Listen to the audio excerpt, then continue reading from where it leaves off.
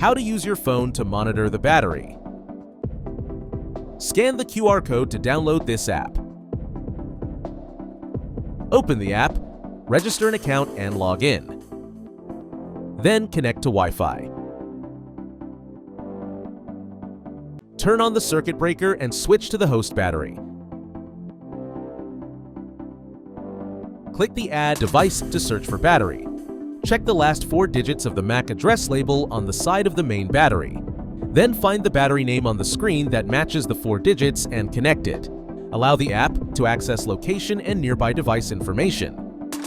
If you have multiple batteries connected in parallel and communication has been established, you can click Pack 1 to switch. Set the battery BMS communication protocol. Scroll up and down to select the communication protocol for the RS485 and KN ports, then click Confirm.